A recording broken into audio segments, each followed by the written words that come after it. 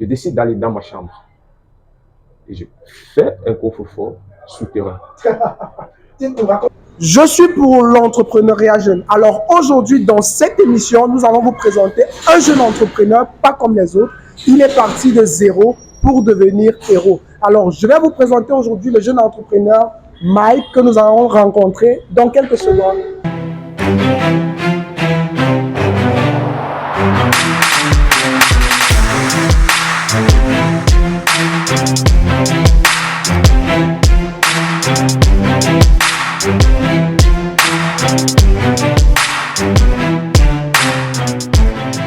Alors à cet instant, je suis à la boutique du grand jeune entrepreneur, Monsieur Mike, qui va nous parler de son parcours, les difficultés qu'il a eu à rencontrer lors de son ascension. Et je suis sûr que toi, jeune entrepreneur, de par ce parcours vraiment très pertinent, ça va te permettre à te booster, ça va te permettre à te level up dans ton activité.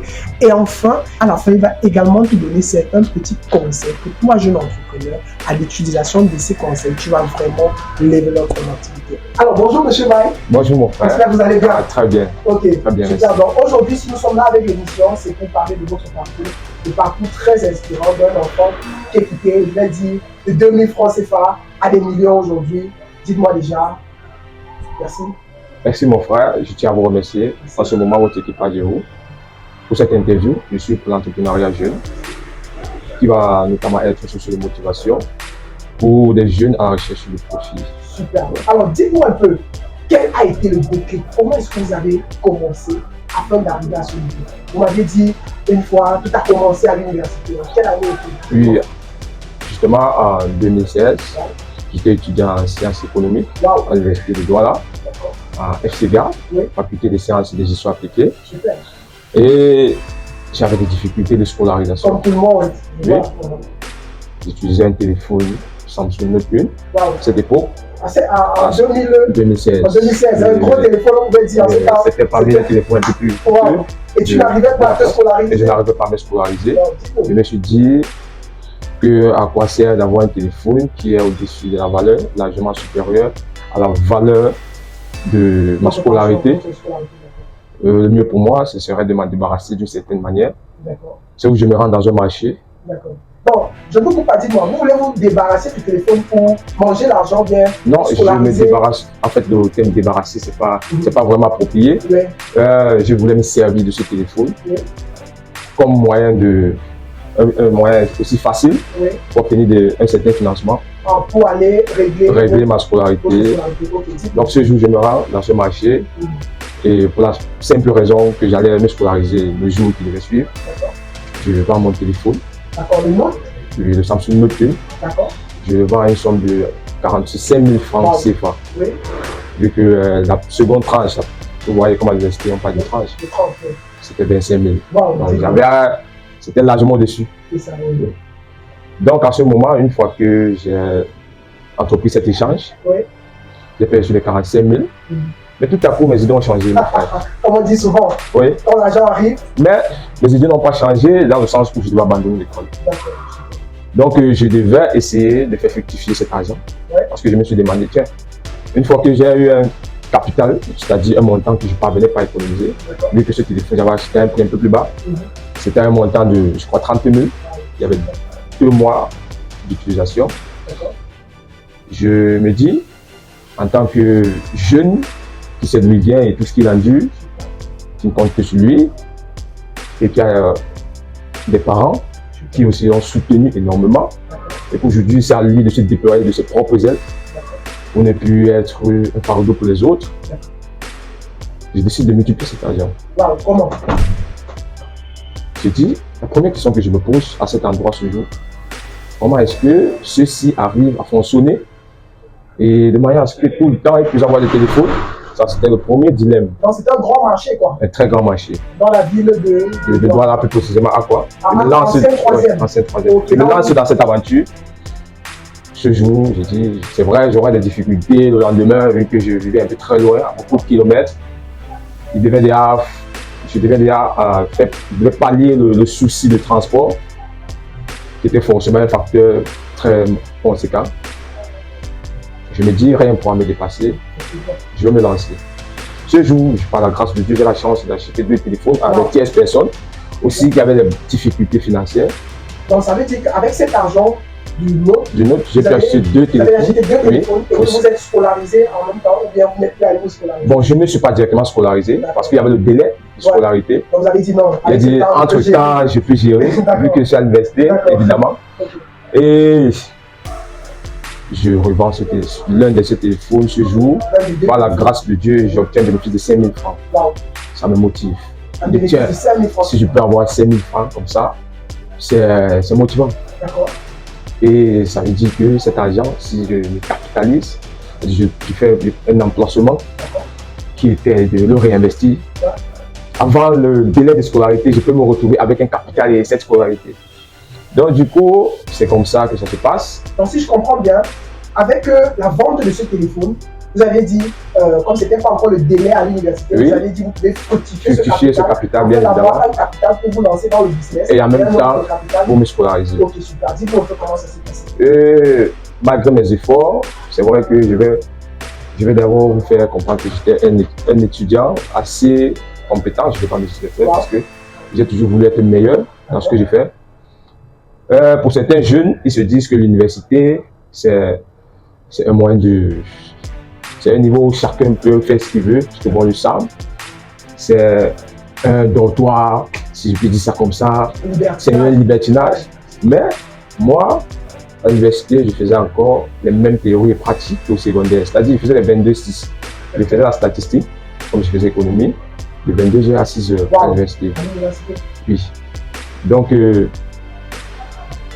ce qui m'a vraiment embarrassé avec l'université, c'est que c'est pas une façon de faire dénigrer l'université ou de montrer côté sombre. Mais c'est le fait que malgré mes efforts, j'ai eu les notes qui ne sont pas sorties. Malgré tous les efforts. Oui, c'est-à-dire dormir à 22h, se peiner, chercher comment me scolariser. C'est d'où je dis, tiens, étant donné que le discours du président de la République était basé sur l'auto-emploi, ça m'a beaucoup motivé. J'ai compris que je ne suis pas le seul, je n'étais pas la seule personne qui devait décoller de ses propres ailes. Donc c'est où je me dis, voilà une activité que j'ai entreprise en parallèle. Et plus ou moins, elle est plus ou moins bonne, puisqu'elle me permet déjà d'économiser. Et tout le temps, quand je rentrais, ça c'est pour revenir au fait que dans ma vente de téléphone, puisque j'étais déjà engagé dans ce domaine-là, je me suis dit, bon, si je vais laisser l'école, abandonner vu que je ne peux plus faire des efforts par rapport à tous les échecs aussi que j'ai retrouvés, ça serait pour aller dans un domaine où je serais forcément meilleur, où je vais plus m'investir, où je vais donner toutes mes capacités. Donc, il fallait en quelque sorte se réinventer, se spécifier dans son domaine et avoir une certaine franchise, c'est-à-dire atteindre le cap de faire booster, fructifier ses économies. De prendre l'initiative alors en ce moment, chaque jour, puisque le premier problème c'était comment venir, après quelques temps, ce n'était plus le cas, donc c'était comment épargner. Waouh, la question comment épargner.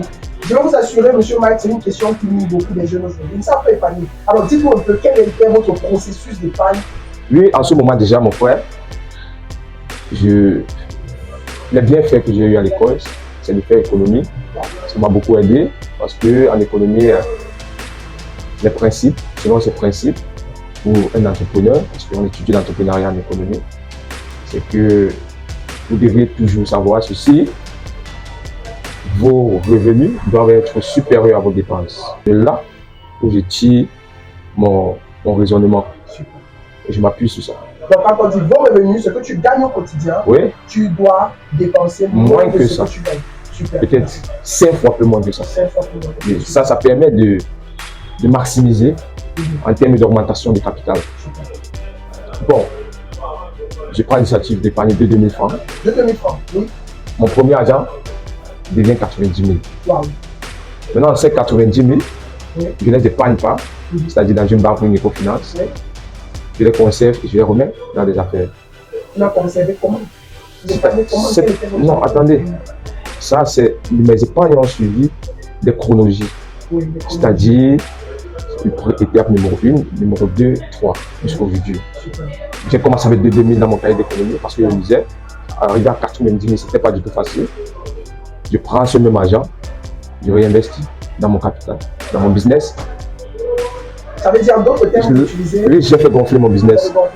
Je suis quitté à 2 téléphones, j'étais à pratiquement 6-7 téléphones de 20 000 à l'achat, que je pourrais revendre à 25 000.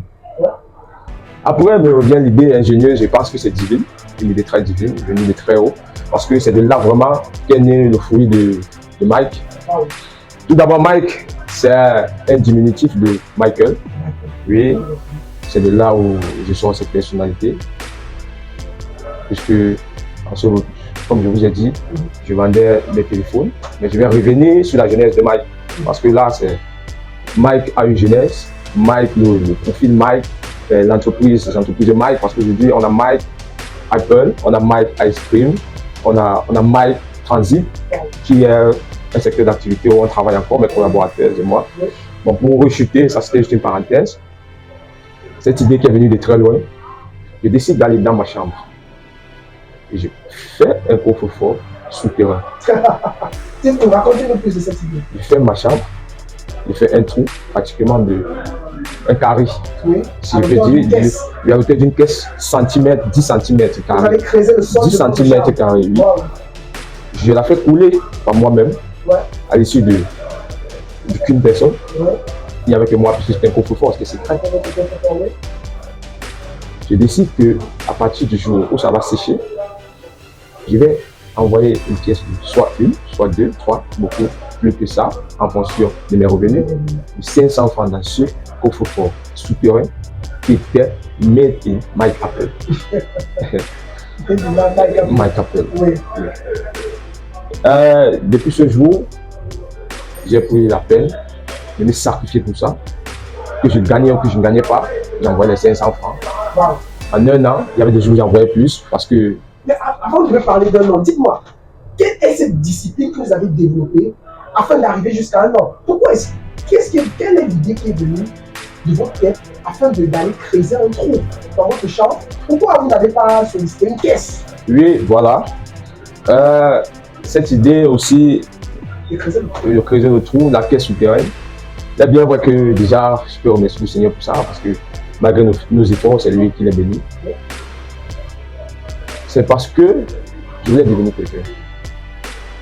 Je voulais épargner sans toutefois avoir accès à cette épargne.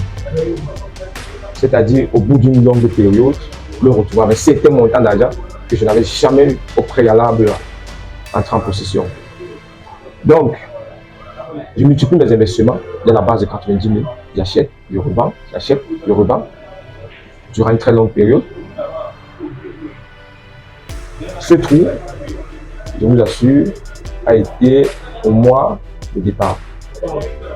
Parce que le jour où je me suis décidé que, voilà, ça fait un an.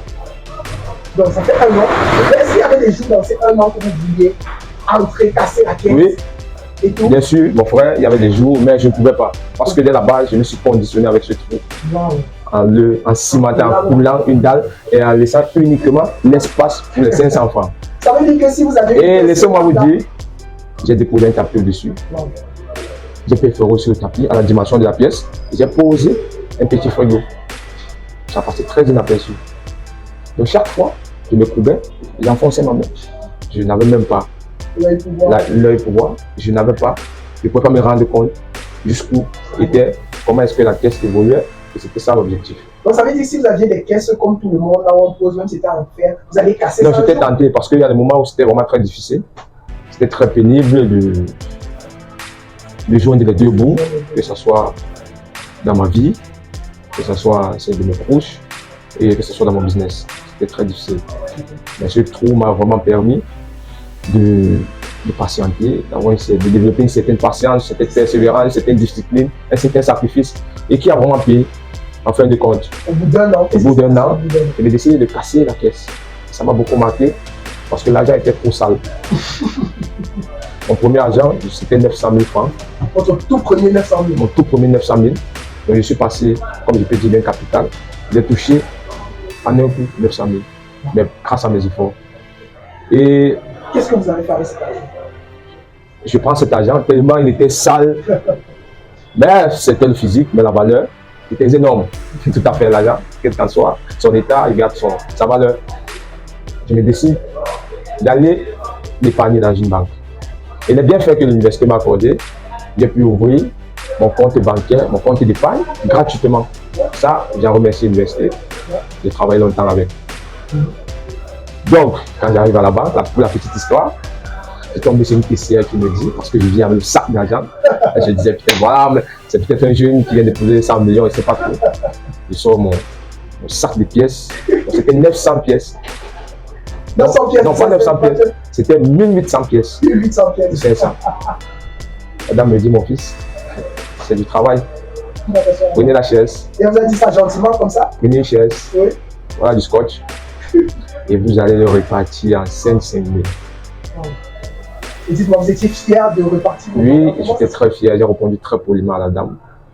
Je vous remercie déjà. Et je vais ranger mon argent comme je dois. Je l'ai fait. Mon compte a perçu un montant de 900 000. Après ça, c'était mon tout premier effort. Quel est l'effet dans votre corps? Je me suis senti un peu plus grand. Mais pour être sincère, je me suis envolé les yeux parce que j'avais du chemin à parcourir. Ce jour, j'ai vu ça comme, je me suis dit que voilà peut-être le début d'une histoire qui va peut-être marquer beaucoup de personnes, qui va peut-être aider un grand nombre de personnes, qui va motiver beaucoup de jeunes au préalable. Parce que aujourd'hui, si vous réussissez, ce n'est pas pour vous, c'est aussi pour votre entourage. C'est pour ceux qui aimeraient vous prendre comme modèle. Et je reçois des messages comme ça. C'est vrai, je ne me vois pas comme un homme accompli, mais comme quelqu'un qui est en quête d'accomplissement. Donc, je suis des fois motivé par certains messages pour venir au fait que ma vision des choses antérieures est en train de se réaliser. Je me dis alors ce jour, il va être un exemple. Oui. Beaucoup de personnes ont réussi. Ça, c'est grâce au fruit du travail. Et je ferai de même et je remettrai le reste entre les mains de Dieu. Ce qui est sûr, je ne vais pas voir mon progrès aussitôt, mais je vais miser sur le temps. Beaucoup de persévérance. Beaucoup de persévérance, beaucoup d'endurance, beaucoup d'efforts, beaucoup d'acharnement, énormément. Et mon instinct ne m'a pas trompé, parce qu'aujourd'hui, je vois un peu plus grand que hier. Donc dites-nous concrètement, qu'est-ce qui s'est passé avec ces 900 000 Oui. Aujourd'hui, avec tout ça? Oui, comme je vous ai dit tout à l'heure, avec ces 900 000 francs, je me suis vu très grand. J'ai dit, le fait de ne pas avoir un fournisseur et de se lever, de vivre selon les opportunités, je ne pense pas que je peux me bâtir sur les opportunités. Donc vous étiez comme un renard, comme la marque Mais renard. c'est-à-dire, j'étais très ambulant, Des opportunités. oui, très habile, Ouais. un gars qui chassait les Un opportunités. facilitateur. Ouais. Je dis, au moins j'avais mes 900 000 déjà, je peux contacter, je peux entrer en partenariat avec certains boutiquiers. À chaque fois où ils devaient faire des échanges de trocs qui m'interpellent, que j'ai en possession de ces trocs-là. Et petit à petit, les idées changeaient aussi. Parce qu'il fallait plus dépendre de ces boutiquiers. Une fois qu'on devait miser aussi sur oui, et l'augmentation du chiffre d'affaires, parce que tout d'abord, il faut insister sur ça. C'est-à-dire se fixer des objectifs et au fil du temps, réaliser ton équité de point A au point B. Donc à ce moment, quand je suis à mi-chemin, c'est-à-dire à cheval du point A au point B, je projette ma réflexion. Comme tout autre entrepreneur que je suis, que vous êtes, je projette ma réflexion. Je demande à Dieu, bon, la situation n'est pas très confortable. Ouais. Avec ça, je ne peux vraiment pas atteindre mes objectifs. En ce moment, je vais à la rencontre des fournisseurs. Je contacte certaines personnes et je leur fais part de mon secteur d'activité et je leur demande tout poliment et gentiment si vous avez des gens à l'étranger qui aimeraient transiter vers le pays. Dites-leur aussi simplement que vous avez quelqu'un avec qui ils pourront fonctionner. C'est comme ça que la chance aussi que le Seigneur parmi tant d'autres a pesé, m'a dirigé. J'entre en contact avec un premier fournisseur aussi vite. En ce moment, c'est là où les choses deviennent très importantes. Et on va du sérieux. Un fournisseur à l'étranger? Oui. Super. Il fallait se faire valoir. J'ai vite compris que pour travailler avec les fournisseurs, il fallait être capitalisé. Je n'ai fait pas de mon chiffre comme une source de motivation pour eux, pour faciliter l'échange. Parce que je me rends compte que ces gens qui sont de l'autre côté ont forcément des décalages avec nous. Ça va entrer dans les difficultés que j'ai rencontrées et que je rencontre toujours. Je me rends compte que ces gens sont plus motivés à travailler avec l'argent qu'on peut leur faire entrer en possession que l'argent qu'ils peuvent investir. Je m'explique. En Europe, on a souvent l'habitude de dire c'est l'Eldorado. Là-bas, tout se passe bien. Mais il faut souvent se mettre à la place des autres. Ces gens aussi rencontrent des difficultés. Et moi, cette maturité de la vie, je l'ai vite appris. Je l'ai compris aussi rapidement. Donc du coup, j'ai fait c'est-à-dire dans nos échanges, il y avait une certaine aisance. Du genre, personne n'est le fardeau pour l'autre. Donc en ce moment, telle était ma pensée et la réaction qu'ils ont eue était positive à ma pensée. C'était à Dubaï.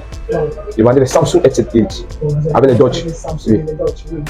Oui. Maintenant, je me rends compte que cette facilité nous arrange. C'est-à-dire que ce soit moi, que ce soit mes partenaires d'affaires sur l'autre côté. On travaille pour longtemps, durant une grande période. Vu mon expérience en économie, j'étudie le marché. Je me rends compte que la marque Samsung, au fil du temps, parce que ça c'était mes prévisions, qui m'ont forcément donné raison aujourd'hui, perdait de la valeur. Super. En termes de coût aussi. En termes de coût, en termes d'achat. En termes d'achat, en termes de coût, c'est ça. Donc, je décide un matin de me reconstituer totalement, de me créer une personnalité, de me donner un nouveau profil. En ce moment, de faire référence à l'appellation Mike, comme je vous ai dit tout à l'heure. Je dis Mike. Qu'est-ce qui va compléter ce prénom? Je dis, vu l'aspect, la tendance aujourd'hui, le regard est beaucoup centralisé sur les téléphones Apple. Les téléphones Apple, je décide un jour, une nuit, sur mon lit, de m'appeler, de me surnommer Mike Apple. Mike Apple, le grand Mike Apple. Et à compter de cet instant, le lendemain, quand je me rends en ville, je impose à mes proches de m'appeler Mike. Parce que Mike déjà vient j'ai un diminutif, de Michael. Donc là c'est mon prénom. Je décide en ce moment, je dis à mes gars, comme je disais, que les gars, aujourd'hui, il faudrait que vous commencez à m'appeler Mike. Tout simplement. Et on va ajouter Apple. Ça serait que d'autres surnoms là non. Mike Apple. Et on dit pourquoi Mike? Sachez que j'ai fait naître une nouvelle personne en moi. Donc acceptez ça comme ça, aidez-moi juste avec ça. C'est tout ce que je vous demande. Je dis ok, ça va. C'était difficile pour un début. Mais c'est comme ça qu'au fil du temps, Mike Apple. Apple, maintenant c'était les produits, j'ai décidé de faire dans les hautes gammes Apple. Parce que j'avais un certain capital qui allait au-dessus du million. Je dis je peux faire la haute gamme. Parce que c'est ma franchise qui m'envoie au-dessus. Le fait de ne pas craindre le risque. C'est-à-dire avoir le bénéfice d'avoir essayé avant d'avoir le résultat. Même si vous avez échoué. Même si. Parce que l'échec fait vivre. Je ne peux pas vous dire que tout se passait bien. Parce que même avec les téléphones Apple, c'était pas facile pour un début. Je commence encore à prendre les téléphones en occasion Apple. Parce qu'il n'y a pas de fournisseurs, il fallait se créer des fournisseurs. Mais je me donne, je me motive, je crois en moi. Je dis, je suis quitté de zéro. Déjà un. Tout ce que j'ai eu, je l'ai mérité. J'ai bataillé, j'ai travaillé dur, j'étais ambulant, je transportais mes téléphones avec moi, je prenais ce risque, je montais, je descendais à longueur de journée. Ce travail, je peux encore quelque sorte le refaire. Parce que je passe sur de nouvelles bases. Et ça, c'est un profil haut, je sors d'un profil bas. Je prends les téléphones à l'occasion, aussitôt, je parviens à me mettre en contact avec des voyageurs américains. Ça, c'était une bénédiction. Oui, je commence à remercier le Seigneur d'abord. Et tout d'abord, je remercie aussi ma maman qui m'a également soutenu, qui m'a certainement motivé, qui est l'acteur majeur de mon évolution. En fait, après moi, c'est elle, c'est la deuxième personne qui a cru en moi. Elle a dit, mon fils, tu peux, et tu vas arriver, tu as ma bénédiction. Et avec cette motivation, je me sentais beaucoup plus boosté, motivé, engagé.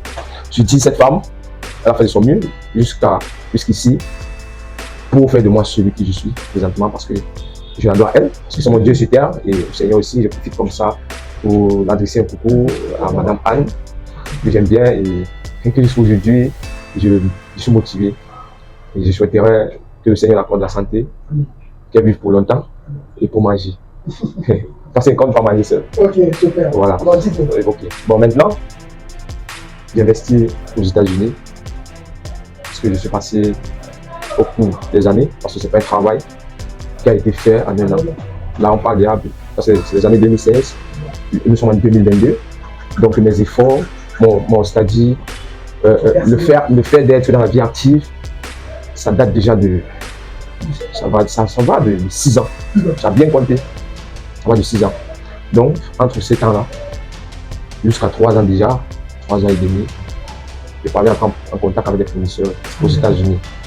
Donc, vous avez décidé de faire là du haut de gamme. Du haut de gamme. Apple. Oui, ça c'était grâce à ma franchise. Wow. Mais dites-moi, monsieur Mike, il y a également des téléphones Apple qu'on peut trouver à Dubaï. Mais vous êtes directement allé aux États-Unis. Mais comme je vous l'ai dit, je me suis réinventé. Parce que je me suis fait un profil. Super. C'est-à-dire dans ça, je voulais insister sur la qualité du produit. Et j'ai bataillé pour qu'il y ait égalité. C'est-à-dire, tu peux être africain, d'origine camerounaise, et tu rentres en possession des produits du continent américain. Parce que j'ai souvent tendance, les gens disent qu'il y a une différence entre les téléphones Apple qui viennent de Dubaï et il y a d'autres téléphones qui viennent des États-Unis. Effectivement. Déjà, les téléphones américains, je peux le dire à haute voix, c'est les meilleurs. Canadiens aussi. Ouais. Raison pour laquelle il fait les deux pays. Ce sont des téléphones qui ne connaissent pas le mode de recyclage. Donc, ils proviennent de la maison Apple. De la maison, donc tous vos téléphones. Ils viennent de la maison. La différence entre ces téléphones, pour ne pas se noyer du sujet d'abord, c'est que les téléphones Dubaï sont à la base des téléphones venus des continents tels que l'Europe, l'Amérique, parce que chaque pays a ses normes. Que ce soit dans l'industrie automobile, tu ne vas pas retrouver les mêmes produits. Voilà. Maintenant, il y a pas un marché qui est destiné au marché, comment je peux dire, destiné pour le commerce à Dubaï, c'est-à-dire les téléphones qui iront se stocker à Dubaï. Donc peut-être les téléphones qui vont respecter les normes européennes, qui se vendront en euros, les téléphones qui vont respecter les normes américaines, qui se vendront aux États-Unis, en Amérique. Dubaï maintenant, c'est un recyclage de ces téléphones qui ont été utilisés, oui, qui ont été défectueux, ou ils ont été maintenant réassemblés, c'est-à-dire une fabrication à part du châssis, c'est-à-dire une fabrication à part de l'appareil photo. Oui. D'où vient le prix bas? Oui, parce que le téléphone peut plus coûter le même montant. Vu que selon la maison, il a déjà été épuisé, endommagé et tout, on les passe. C'est-à-dire, ils ont un système qui permet peut-être à d'autres qui viennent maintenant se réinvestir dans ce domaine, qui viennent prendre ces téléphones et les ramènent à Dubaï. Super, merci beaucoup pour cette précision. Donc, aux États-Unis maintenant, vous avez commencé à échanger avec les fournisseurs aux États-Unis et ils achètent vos téléphones même à la maison. Oui, bon, j'insiste quand même parce que à la maison déjà, le système est différent de d'autres, la maison Apple. Le système est différent de d'autres marques de téléphones. Apple, au cours d'une année, sort les téléphones en quantité. Les ingénieurs de la maison insistent beaucoup plus sur les nouveautés. Donc, je ne peux pas vous dire que j'achète un iPhone, par exemple, comme celui-ci. Est-ce que à la maison? Non, parce que vous ne le trouverez plus à la maison. Parce que oui, c'est hors série à la maison. Il a été fabriqué d'une certaine quantité, et il a été mis en vente, et après, au fil du temps, ils se sont réinvestis sur d'autres téléphones. Mais par contre, tous les téléphones qui datent de moins de 3 ans, je les achète à la maison. Mais dites-moi également, quand vous dites acheter à la maison, est-ce que vous vendez également des téléphones d'essai ou bien c'est juste des téléphones? Oui. J'ai par exemple le 13 Pro Max que j'achète à la maison avec 1 an de garantie. 12 Pro Max que j'achète à la maison. Mais les 11 Pro Max, en dessous de ça, vous les retrouverez plus à la maison.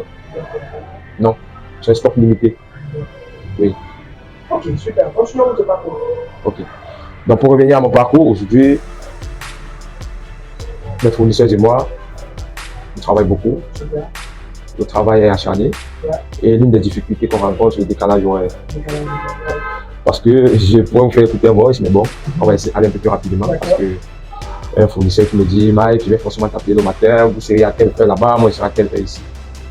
Donc les difficultés, elles sont nombreuses. Vous gérez au quotidien? Oui, parce que le quotidien, vraiment, Mike doit entretenir sa clientèle. Mike doit être en collaboration de manière instantanée avec ses fournisseurs. C'est-à-dire, le travail se passe ainsi le matin. Il faut d'abord, parce que déjà, mon planning se fait à la veille. Mes rendez-vous se planifient à la veille. Donc quand le jour se lève, je sais ce qui m'attend, en principe. Oui. Et l'une des difficultés, comme je disais, mon temps. En fait, le travail m'a façonné. Le travail m'a exclu de beaucoup de choses qui entrent en vigueur dans le comportement des jeunes de mon âge. Oui, l'épanouissement, pour moi, c'est pas le même que, c'est pas une priorité, c'est pas le même que pour les autres, pour certains. Pour moi, l'épanouissement, c'est une période, une immense période de travail, attendez, d'endurance, et juste après, on peut se récompenser avec un épanouissement. Donc on peut dire aujourd'hui que Mike est passé de combien d'iPhone à combien d'iPhone? Et vous évaluez la fortune, on va dire, si vous pouvez même nous donner même l'estimation de la valeur de votre marchandise. Parce que je vois ici, il y a énormément, on a les iPhone 13, 12 Pro Max, on a les MacBook, wow. Oui. C'est vraiment plein. Oui, nous avons aussi les Samsung haut de gamme. Même les Samsung de dernière génération. Oui. Même les Samsung haut de gamme. Oui, nous avons les Note 20 Ultra. Oui. Et S22 Ultra, et les marchandises arrivent, on n'attend pas qu'elles finissent. Wow. Et à l'étranger aussi, Mike Apple a énormément de fournisseurs. Il travaille avec plusieurs personnes. Donc, aujourd'hui, j'ai vu le fruit de mon travail. Parce que au départ, je suis quitté de 2 téléphones de 20 000. Après, il a suivi peut-être 3, 4, 5, 20 000. Après, il y a eu ce changement où je quittais de l'Android pour le système Apple, iOS. Je subis cette transformation à mon jeune âge et je me dis que ça doit impacter sur mon comportement parce qu'aujourd'hui, je commande énormément de téléphones haut de gamme, de dernière génération et je suis toujours à la fuite de l'information par personne. Là, c'est un débat qui fait un objet de beaucoup de commentaires. À chaque fois que j'entends, j'écoute ça parce qu'il y a un jour, pour la petite anecdote, j'ai une cliente qui voulait le 13 Pro Max. Je suis en train de converser, c'est une cliente maison. Elle avait le 12 Pro Max. Et moi, tiens, j'ai fait mon temps pour mon troc parce que j'effectue aussi également les trocs avec mes téléphones. Je dis non, chérie, comme tu vois, le montant que tu me proposes n'est pas bon, c'est plutôt le montant ici. Elle me dit, Mike, s'il te plaît, cause avec ton boss, Mike. Alors vous étiez le propre boss? Oui, de l'autre côté du téléphone. Je me suis mis à sourire sans toutefois me valoriser en fait. Et Mike n'a pas de boss. Mike c'est fait tout seul. La prière, la persévérance, le soutien des parents et tout. Et je vois que Mike est beaucoup religieux. Oui. Ça va de pair avec. Oui, parce que déjà il y a ma maman qui ne me laisse pas tous les matins avec mes messages religieux. Et ma Anne tous les matins, mon fils, voilà, lis cette prière, ça va t'aider pour t'enculer. N'oublie pas de mettre les genoux au sol tous les matins. Et je suis fier de toi. C'est une très grande motivation pour moi. Et je n'aimerais pas me décevoir. Je n'aimerais pas décevoir ma mère. Parce que des fois, en tant que jeune, tu me passes la tête, je me dis, tiens, il y a un moment là qui compte sur moi. Elle est là et elle me soutient énormément.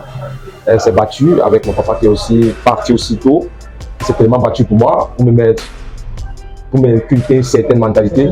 Aujourd'hui, ça m'aide. Donc tout ce qu'il me disait, je revois ça aujourd'hui dans ma vie et ça m'aide. Et que le Seigneur le protège Super, super. et qu'il le garde toujours près de lui et que lui aussi veille sur nous.